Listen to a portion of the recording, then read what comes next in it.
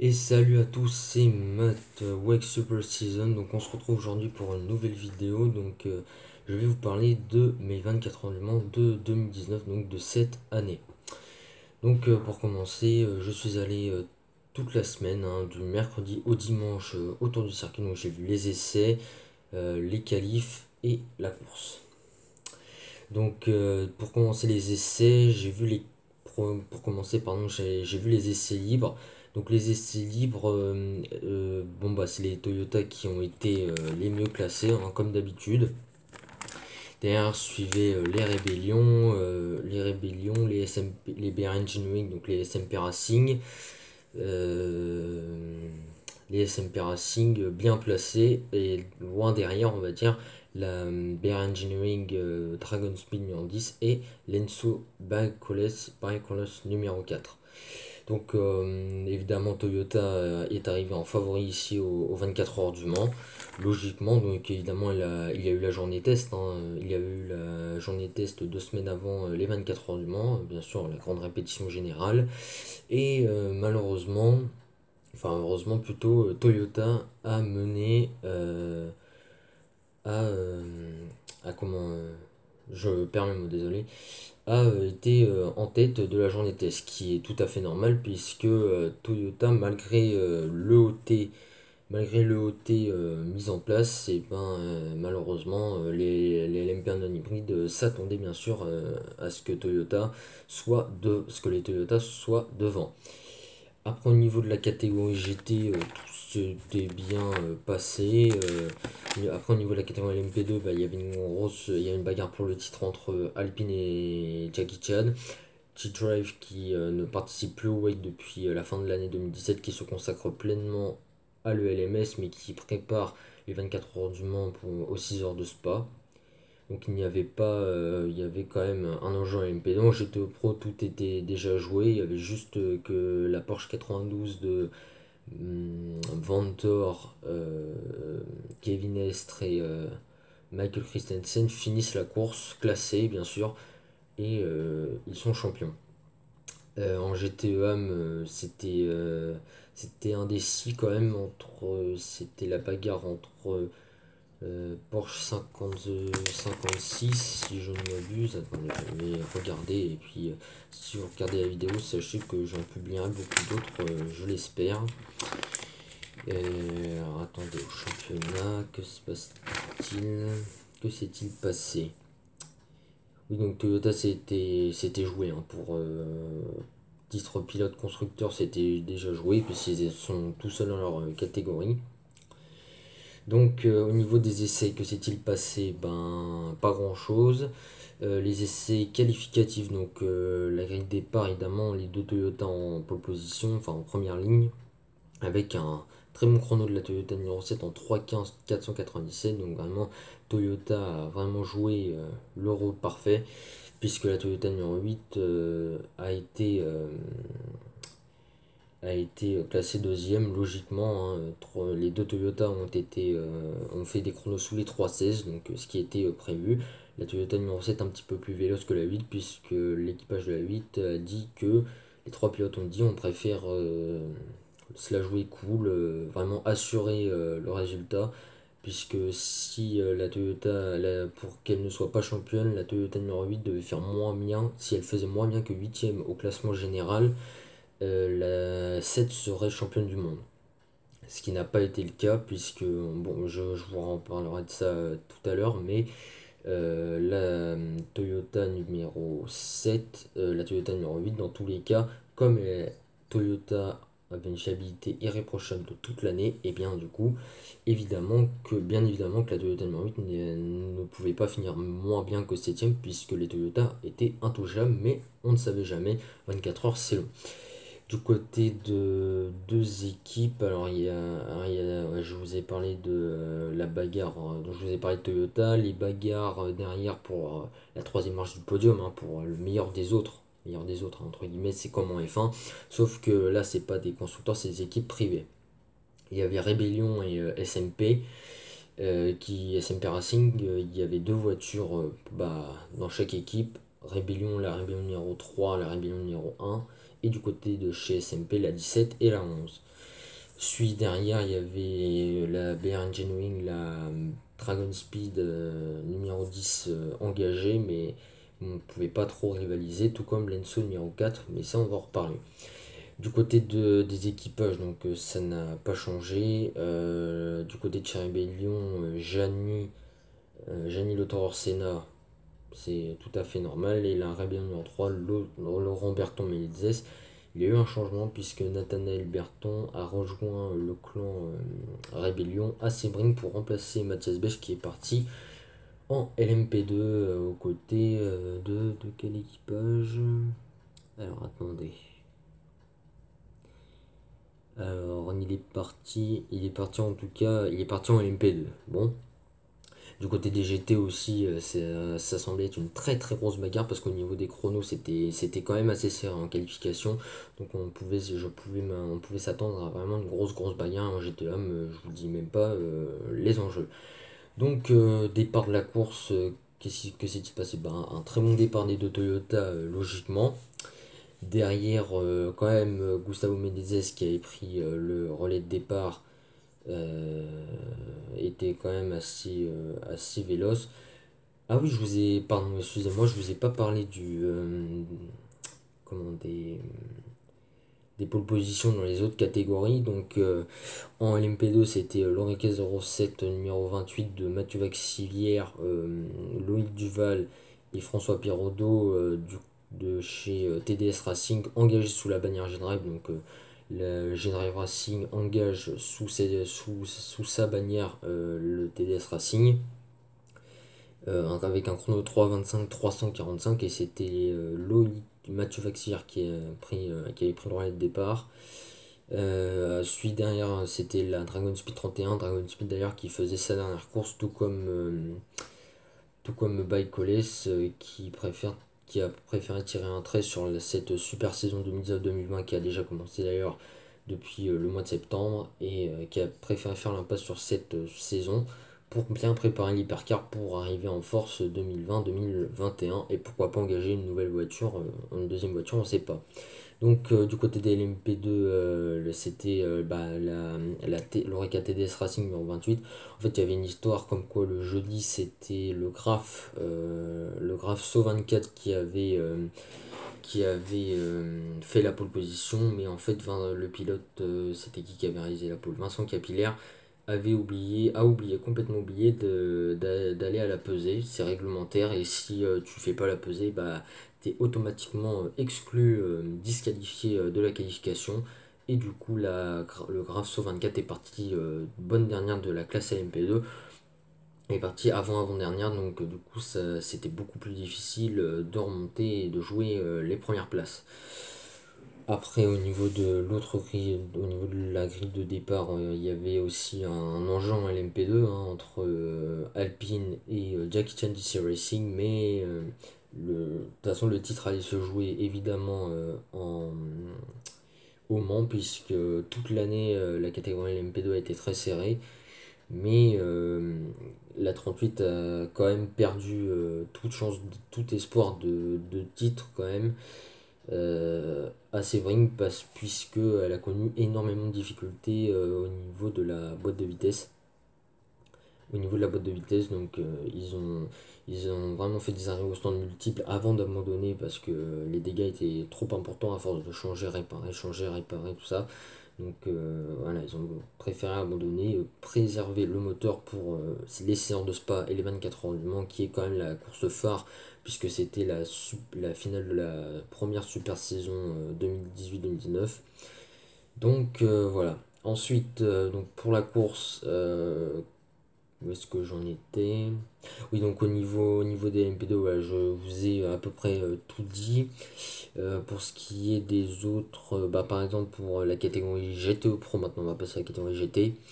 Il y a eu un super chrono de l'Aston Martin Vantage numéro 95 de Marco Sorensen, Niki Team et comment il s'appelle c'était qui le deuxième pilote là? Et Darren Turner. Voilà.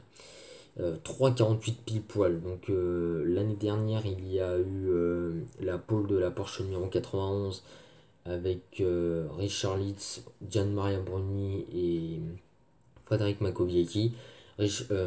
Pas Richard Litz, Frédéric Makowiecki, non, Gianmaria Bruni, voilà, je me souvenais plus, j'avais un petit trou de mémoire, ça arrive. Gianmaria Bruni avait réalisé un chrono de 3 minutes 47 secondes 530 millièmes, donc il y avait eu une histoire comme quoi il aurait coupé une chicane, mais en fait ils ont revu le tour et il était absolument magistral et il n'a pas coupé, donc son tour a été validé. Mais là on revient cette année bien sûr. Deuxième position pour la Ford numéro 67, Ford qui fait sa dernière course officielle en championnat du monde d'endurance, que ce soit en WEC ou en IMSA, qui est l'IMSA qui est le championnat d'endurance américain. Donc qui ne continuera pas, Ford ne continuera pas sur le WEC ou sur n'importe quel championnat, mais ils vont c'est l'idée d'engager une Ford privée comme cette année avec la Ford Kitting Motorsport 85, mais on va en reparler. Donc après au niveau des chronos, troisième position pour la Corvette 63, très bien placée également. Il y avait la Porsche 93, la BMW 80, la BMW 82 en cinquième position, la Ford GT68, la Porsche 92 qui de toute façon, comme je vous ai dit, elle avait juste à terminer classée pour bien sûr être championne. Au niveau de la catégorie GTE, super chrono de la Porsche 988 DMC Proton, 3,51 439, très bon chrono de la part de Matteo Cairoli. Suit ensuite la Ferrari 480 GTE, pardon, Evo numéro 89, mais celle-là a été engagée par le Riddi Competizione. Elle a été engagée en GT Pro, mais elle a été plus lente que la Porsche numéro 88, donc ça arrive, mais elle a fini devant en course. Enfin, si on enlève la Ferrari 89, pardon, on aurait eu une première ligne 100%, 100% d'MC Proton, proche d'MC Proton Racing, et on aurait pu et il y a trois Porsche GT aux trois premières places sur la grille, donc ce qui était assez une superbe performance. Après il y a eu la Porsche 78 Proto Compétition, vraiment super bien placée sur la grille de départ. Suit ensuite la Porsche 911 RSR numéro 56 qui était en bagarre pour le Team Project One qui était tout seul devant parce ils ont fait une super saison, mais sans les exclusions de la Porsche numéro 77 pour avoir avéré une triche concernant le système de la FIA et tout ça. Donc voilà, et bien elle est arrivée en tête du championnat, donc en grosse favorite évidemment pour la gagne. Donc après, il y a eu, qu'est-ce qu'il y a eu encore? Il y a eu sur la grille de départ la Ferrari numéro 54 juste derrière, suivi par une autre Ferrari, la Ferrari 57 et la fameuse Ford Kitting Motorsport, la fameuse cinquième Ford privée, première voiture privée engagée par le constructeur américain Ford, qui a fait une 54e position sur la grille de départ, 3 minutes 3,53 492. Suit derrière la Ferrari numéro 60, devant les deux Aston Martin Vantage 98-90, dont c'était la dernière apparition sous ce modèle V8 Atmo. Et suit derrière 4 Ferrari, la 62, la 70, la 83 et la 61, dont la Ferrari 83 et l'équipe 100%, la première équipe 100% féminine aux 24 heures du Mans depuis de nombreuses années. Et la Porsche 99 qui malheureusement n'a pas pris part à la course suite à un très gros crash le jeudi en Q2, donc on n'a pas pu réparer la voiture, donc du coup elle n'a pas pu participer à la course tout simplement, donc elle est avérée comme non partante. Donc pour revenir sur la course, que s'est-il passé? Donc il y a eu les premiers hectomètres, tout s'est bien passé au départ, les deux Toyota bien devant. Mais entre-temps, sur la caméra, on n'a pas vu, sur les caméras écran géant, on n'avait pas vu la manœuvre, mais Gustavo Menezes, qui était dans la rébellion R13 Gibson numéro 3, qui avait pris le départ sur cette voiture, avait réussi à dépasser la Toyota numéro 8 grâce à sa vitesse de pointe. Parce que certes, les Toyota sont très avantagés par le système hybride, donc ils appuient sur un bouton et ça donne 1000 chevaux d'un seul coup sur les roues arrière. Donc, Kusamo Metsu a réussi à passer la Toyota numéro 8, mais bon, elle est restée je crois, en deuxième position jusqu'à Mulsanne, et en sortie de Mulsanne, la Toyota numéro 8 est repassée devant. Derrière, en LMP2, tout s'était bien passé, il y a eu quelques dépassements, et en GTE Pro, c'était vraiment la grosse bagarre qui débutait, comme en GTE derrière. La fin du premier tour, vraiment la Toyota numéro 7 s'était déjà vraiment échappée, mais vraiment vite. Mike Conway qui avait pris le départ vraiment allé super vite pour vraiment accroître son avance, vraiment imposer un rythme effréné. Et c'est ce qu'il a fait. Il a même explosé le record du tour en 3 minutes 17 secondes 3 minutes 17 secondes 297 millième, voilà. Fait à une moyenne de 248,6 km/h, donc c'était vraiment assez impressionnant ce temps, ce chrono réalisé par Mike Conway, et c'est le record du tour absolu, le record absolu du circuit. Et derrière, eh bien, en LMP2, TDS était en pointe, vraiment avec Mathieu Vaxivière. Derrière, il y a eu la deuxième position sur le départ, c'était la Dragon Speed 31, donc c'est la dernière course évidemment en LMP2 et en LMP1. Et elle a réussi à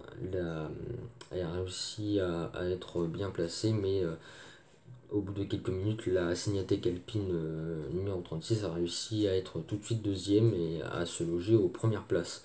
Derrière, en GT Pro, grosse bagarre entre Corvette, Aston Martin, Porsche, Ferrari, BMW, Ford, enfin tous les 6 constructeurs vraiment étaient à fond absolu. Donc via les premières minutes, il y avait une bagarre entre la Rébellion numéro 3 et la BR Engineering SMP Racing numéro 11. Et, et derrière, il y avait une bagarre entre la BR Engineering numéro 17 et la Rébellion numéro 1 qui, malheureusement, la BR Engineering numéro 17 avait et était troisième sur la grille de départ, donc la meilleure LMP1 non hybride, la meilleure LMP1 privée. Mais le pilote a fait un très mauvais départ. On ne sait pas ce qui s'est passé, sans doute pas beaucoup de motricité au départ, ou alors un petit problème moteur, une petite avarie moteur qui a fait que le pilote n'a pas eu toute la puissance. Mais bon, elle s'est retrouvée cinquième, dommage, mais bon, on peut rien y faire, c'est comme ça. C'était peut-être selon, j'ai entendu dire que du côté de l'équipe, on avait dit que c'était un mauvais réglage moteur, voilà, qui était réglé sur un réglage en bas régime, donc qui n'a pas pu, et le pilote n'a pas pu trouver toute la puissance directement. Donc derrière, il y a eu la BR Engineering Dragon Speed numéro 10 en 7ème position, très vite installé, un peu seul en 7ème position.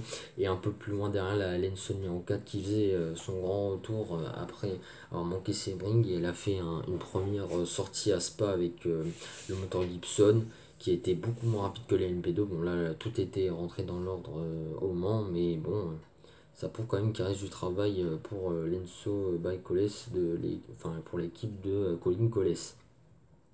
Donc vient les premières minutes, les premiers arrêts, donc tout se passe bien, les Toyota sont devant. Le temps de quelques instants, le temps d'un tour, il y a certaines LMP1 privées qui continuent un tour, donc on a retrouvé des voitures, des Rébellions SMP deuxième et troisième si je ne m'abuse. Et je sais pas, il y avait un comme quoi je m'interrogeais sur la BR Engineering numéro 10 parce que je m'étais dit elle est cinquième et est-ce qu'elle va tenter encore un tour de plus pour passer deuxième justement, mais malheureusement il n'y avait plus assez d'essence donc elle a dû rentrer comme tout le monde bien sûr. Et derrière en LMP2 il y avait une grosse bagarre entre TDS, Alpine, Dragon Speed et derrière aussi. Mais il y a une voiture qui s'est retrouvée assez vite larguée derrière, c'était la Ligier ARC Bratislava numéro 49, qui malheureusement n'est pas assez véloce pour aller rivaliser avec les autres LMP2, donc elle s'est retrouvée assez vite larguée derrière. Heureusement qu'elle était plus puissante que les GTE, sinon ça allait être compliqué. Et derrière, il y a eu les premiers arrêts. Donc le premier arrêt euh, officiel de la course, c'était la Oreca Algarve de Andrea Pizzitola, John Falb et s'y retrouve et de David Zollinger. Donc premier arrêt de la course après 25 minutes. Mais en fait, je m'étais dit c'est bizarre quand même que ce soit aussi rapide, aussi court un premier relais, mais ils ont. En fait, c'était pour éviter l'émeute dans la pit lane au moment du premier arrêt, parce que tout le monde est assez groupé, on va dire, en début de course, donc du coup, c'est assez compliqué de faire sa place dans les prototypes pour trouver un emplacement pour aller se garer correctement, etc. Derrière, grosse bagarre entre Aston Martin, Corvette, Ford, Porsche et Ferrari. Et en fait, à un moment donné, du côté, au moment dans le deuxième tour, tu as la Corvette 63 qui passe la Ford 67. Et à un moment donné, la Ford 67 s'est retrouvée dans un ventre mou, entre guillemets, de la catégorie, puisque au fur et à mesure, plus les minutes avançaient, plus elle reculait. Donc moi, je me suis dit, c'est quand même bizarre, il y a peut-être un souci moteur ou un truc comme ça. Mais en fait, je ne me souvenais plus, mais en fait, c'était dû à la BOP parce que l'ACO et la FIA on va intervertir en gros. On fait un changement de BOP entre la Q3, enfin entre le vendredi et le samedi avant le départ de la course. Du coup, ils ont alourdi l'Aston Martin 95, ils ont alourdi la Ford 67, ils ont alourdi pas mal de. Ils ont alourdi 4 ou 5 voitures et donc du coup malheureusement la Aston Martin 95 et la Ford 67 sont vite retrouvées dans le ventre mou de la catégorie assez vite dans la première heure. Après bon il y a eu des grosses bagarres en GT, après en GTE Pro, après en GTA mais il n'y avait pas vraiment de bagarre, enfin les caméras n'étaient pas forcément scrutées sur les GTE donc voilà, enfin GTO Pro c'est vraiment la catégorie où il y a eu le plus de bagarres. Après l'MP1 c'était vite fait comme ça, et l'MP2 il y avait quelques bagarres aussi. Ouais, GTO Homme pas trop, c'était plus sur la catégorie GTO Pro qui est vraiment une catégorie extrêmement relevée dans ces années-là. Donc je vous ai parlé un peu de tout ça. Qu'est-ce qui s'est passé? Oui, fin de la première heure, la Porsche 88, l'auteur de la pole position, hein, la Porsche 88, l'auteur, la voiture classée en pole position malheureusement. Et bah, Satoshi Hoshino a pris le relais de. Comment il s'appelle Matteo Caroli, ouais, c'est ça. Et ben malheureusement, il s'est retrouvé en tête à queue, vraiment, qui a fait un triple tête à queue parce qu'il y avait un full course cielo en raison de débris, en raison de marqueurs, en raison de marqueurs sur la piste. Vous savez, ces petites quilles là qui se sont décollées par rapport au passage des voitures. Et bien, il y a eu un full course cielo en raison de cela. Donc du coup, malheureusement, il y a eu un full course cielo, tout le monde a ralenti, mais au moment du full course cielo, Satoshi Hoshino est allé un tout petit peu, était un peu fougueux, on va dire, et malheureusement, il a fait vraiment un quadruple tête à queue, quintuple, je crois, il a fait 5 toupies, et vraiment, il a fait un énorme carré sur les pneus, donc du coup, on a changé les pneus, on a changé les pneumatiques sur la voiture, et est reparti, mais au moment on va dire quelques tours après, même pas quelques tours après, bah, il est reparti faire un tête à queue dans le gravier à la première chicane. Donc vraiment, la course allait de mal en pis pour la Porsche 88 et ça ne faisait que commencer. Donc les heures passent, enfin les heures passent, les minutes passent et la BR Engineering numéro 10 c'est le premier coup de théâtre. Le premier coup de théâtre olympien, c'est enfin bien avant la Porsche 88, c'était la Rebellion numéro 1 qui était sous régime de crevaison malheureusement. Donc, du coup elle est repartie 26e après avoir changé de pneu, donc malheureusement elle s'est retrouvée assez vite distancée, tout comme le Ducati Engineering, la Oreca 07 qui faisait sa première apparition, pas l'Oreca 07 hein, mais le Ducati Engineering qui faisait sa première apparition au Mans, qui malheureusement s'est retrouvée avec une crevaison. Donc elle a perdu 2 tours. Donc 2 tours c'est quand même assez énorme sur un circuit de 13 km 626 mètres depuis 2018. Et malheureusement elle s'est retrouvée assez vite dernière cette voiture avec 2 tours de retard. Donc comment rattraper 2 tours en 23h15 on va dire. Et ben c'était pas mal. Donc voilà, les minutes passent, tout ça, bon. Et je vous ai parlé du tête à queue de la Porsche 88 assez spectaculaire. Moi je pensais que ça allait vraiment se finir mal parce que t'avais des voitures derrière qui arrivaient extrêmement vite, donc fallait faire attention. Donc, deuxième heure de course, que se passe-t-il? Ben, il y a eu le problème de la BR Engineering numéro 10, problème de fond plat. Problème de fond plat, donc on a dû changer le fond plat et la voiture est repartie. Donc, qu'est-ce qui s'est passé dans la deuxième heure? Pas grand-chose. La troisième heure de course, bon, quelques petites slow zones, rien de plus, quelques bagarres en LMP2, en LMP1, GT et tout ça. Quatrième heure de course, pas grand chose qui se passe non plus. Une heure assez banale. Cinquième heure de course, c'est là où ça commence un peu les soucis. Donc il y a eu le problème il y a eu le problème de l'Aston Martin 98 en début de course sur direction assistée. Donc vraiment ils ont perdu énormément de temps, 3-4 tours. Et après, bon, il y a eu quelques belles bagarres, hein. Après, c'était une belle édition, il y a eu pas plusieurs bagarres. Mais après, la troisième heure, ouais, il s'est pas passé grand-chose. Ce n'est quelques slow zones. Heure 4, qu'est-ce qui s'est passé dans heure 4? Il y a eu une grosse bagarre entre G-Drive et Alpine. Peut-être parfois un peu limite, hein, la défense de la G-Drive, mais c'était propre, il n'y a pas eu vraiment de contact. Alors, cinquième heure de course, problème, voilà là où je voulais en venir. Problème pour Lenso, numéro 4 du Bike Oles Racing Team, qui malheureusement s'est retrouvé dans son stand un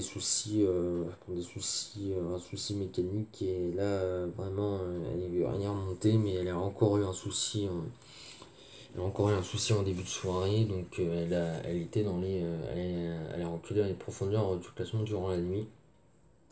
Et la BR Engineering numéro 10, elle était remontée entre les LMP2 et les GTE Pro.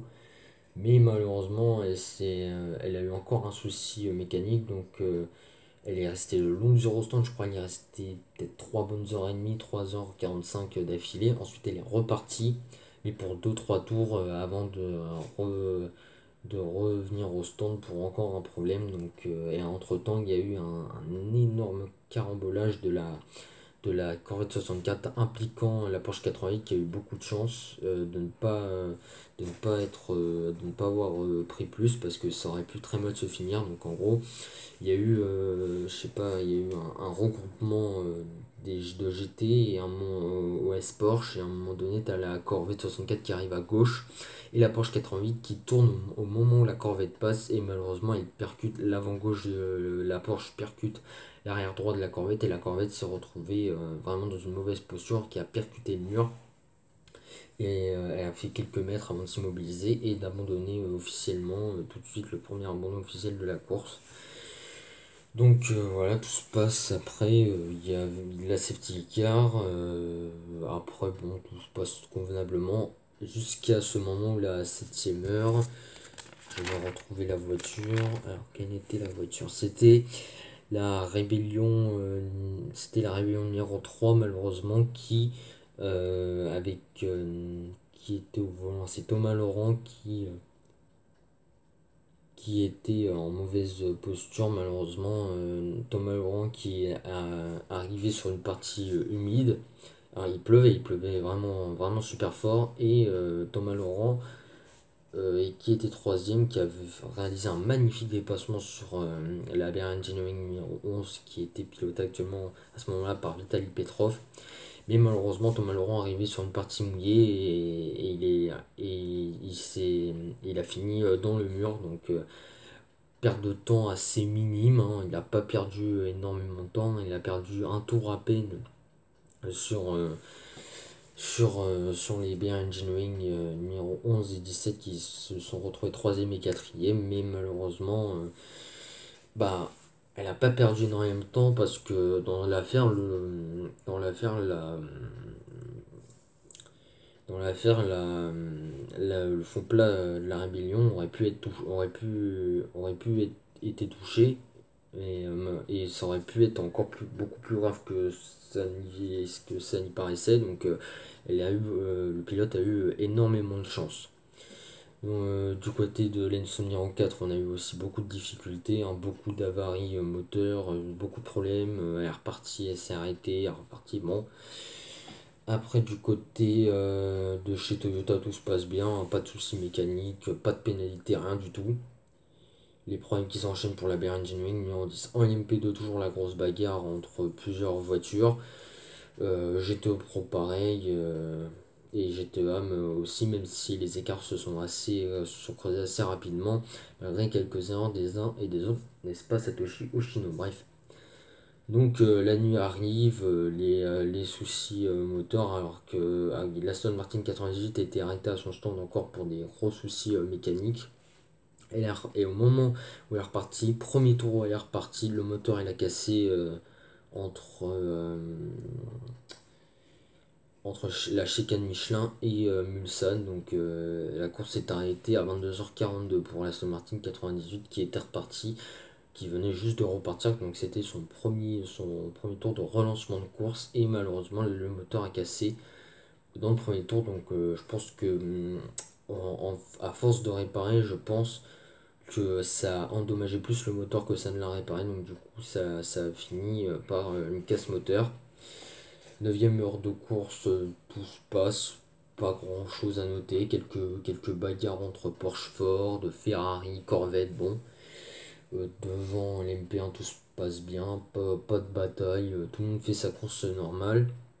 Et la 10ème heure, c'est là vraiment où tout s'accélère, c'est vraiment cette heure-là en GTO Pro où tout a basculé. C'est vraiment là où.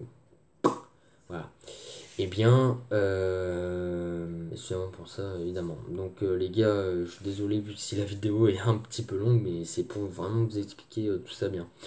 Donc, bien sûr, vous avez en GTO Pro les bagarres qui se poursuivent entre Porsche, Ford, Ferrari, Corvette, Aston Martin, mais il ne reste plus qu'une seule Corvette, puisque la Corvette 64 a abandonné suite au contact avec la Porsche 88. Donc, se retrouve à une voiture contre 5 constructeurs qui ont encore 2 et 4 voitures, c'est quand même assez chaud. Donc bravo à la Corvette 63 qui s'est bien battue avec tout ce beau monde derrière. Et dans la nuit, aux alentours de la 10ème heure, et ben c'est là où Aston Martin a complètement sombré avec des soucis, un crash pour l'Aston Martin numéro 97. Et pendant que l'Aston Martin 97 était arrêté à son stand, et bien l'Aston Martin 95 s'est retrouvé, a eu un crash à Indianapolis et j'étais là pour le voir devant mes yeux, mes propres yeux, là, tel que je vous le montre ont vu cet Aston Martin vraiment arriver de nulle part, hein. Je pensais pas, en fait, au moment où Marco Sorensen s'est inséré dans le virage incurvé d'Indianapolis, vous savez, le virage d'Indianapolis, c'est un virage vraiment incurvé sur la droite, et ben il est parti en dérive, donc il s'est retrouvé dans le mur et il semblait boiter un petit peu le pilote, mais les premières nouvelles semblaient plutôt bonnes. Donc les erreurs de la nuit, la BR Engineering numéro 10 qui a réussi à repartir après plus de 3h30, peut-être pas 3h30, mais plus de 3 heures d'immobilisation. Et dans son premier tour, elle a abandonné aussi exactement la même chose que la Aston Martin numéro 98. Au moment où elle est repartie, elle a abandonné, donc dommage. Donc la nuit se passe, tout ça, pas vraiment grand chose à dire. Oui, le crash de la BR Engineering numéro 17 en 11ème heure, alors qu'elle était 3ème, et ben West Porsche, Igor Roudzeff un petit peu trop fougueux, malheureusement, est parti l'arrière de la voiture est parti devant et ça l'a contraint d'abandonner malheureusement du, du côté et après dans la nuit, qu'est-ce que s'est passé? 12ème heure, il s'est pas passé grand-chose. 13ème heure, c'est là où la Porsche 92 qui menait la course justement GTO Pro a eu un souci mécanique malheureusement qui l'a contraint d'être vraiment dans les profondeurs du classement, mais il suffisait juste d'être classé pour la 92 pour être championne.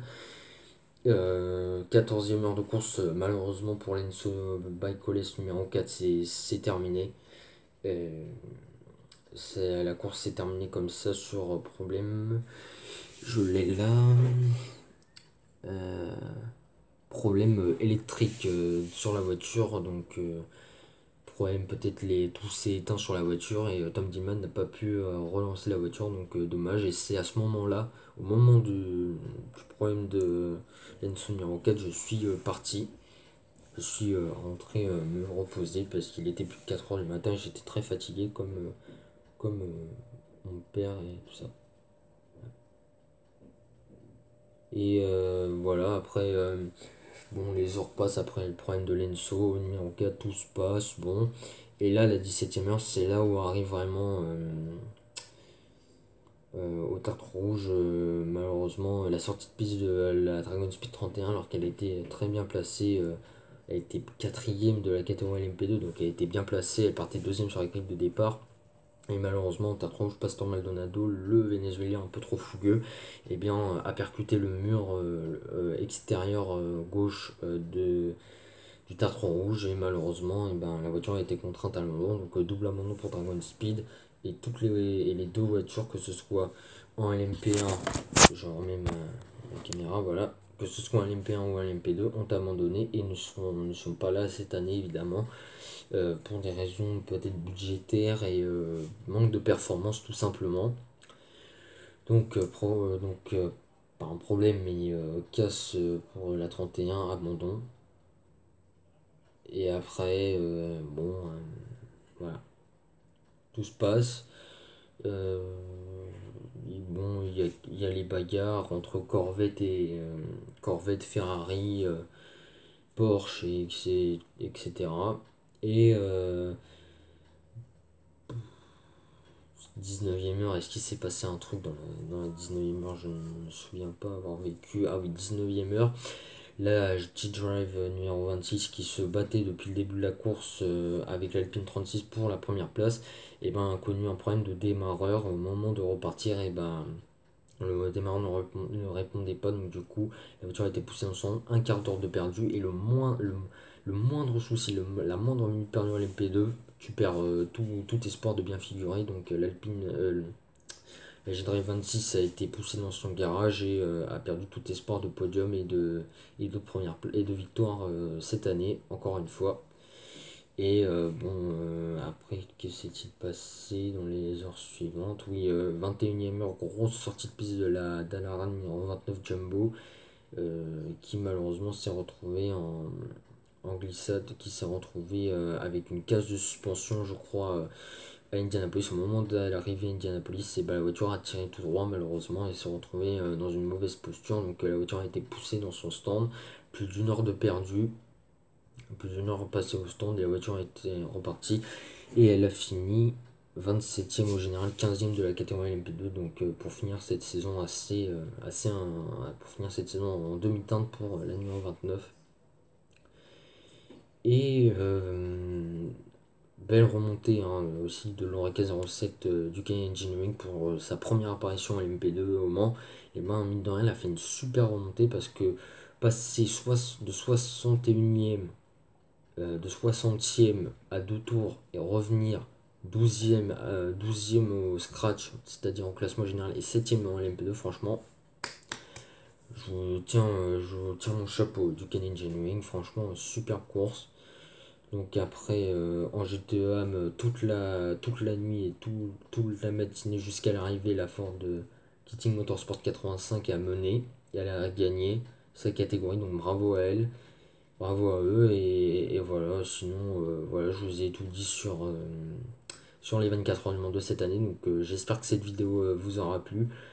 Désolé si c'est un petit peu long, si ça a été un petit peu long, mais bon, je vous ai tout dit, donc dites-moi dans l'espace commentaire en bas si la vidéo vous a plu, n'hésitez pas à me mettre un maximum de pouces bleus.